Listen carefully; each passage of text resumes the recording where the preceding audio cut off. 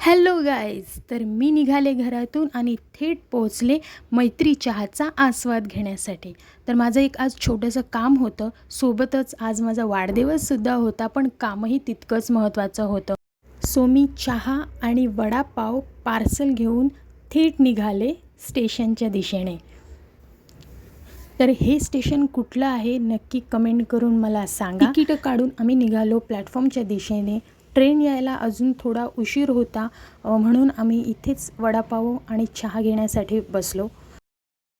तुम्हाला सांगते, वडापाव आणि चहा काही तोडच नाही आणि सोबतच तिखट मिरची. चहा थोडा थंड झाला होता, पण इट्स ओके, काहीच प्रॉब्लेम नाही. वडापाव तिखट खाल्ल्यामुळे अजून त्याला टेस्ट येते, त्यामुळे थंड असला तरी काही फरक पडत नाही. तर मी माझं काम संपवून पोचले मम्मीकडे. मम्मीचा मला कॉल आला की आज पण त्या दिवशीसारखा छान असा स्वयंपाक कर.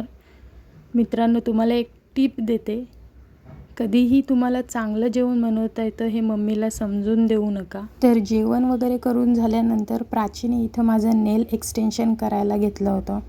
जे करता करता मला झोप आली, कारण खूपच टाईम लागतो नेल एक्सटेन्शनसाठी. ते मी तुम्हाला एंडिंगला दाखवेन. आणि नंतर मग संध्याकाळी आम्ही माझं बर्थडेचं केक कट केलं आणि खूप एन्जॉय केला आज माझा बर्थडे.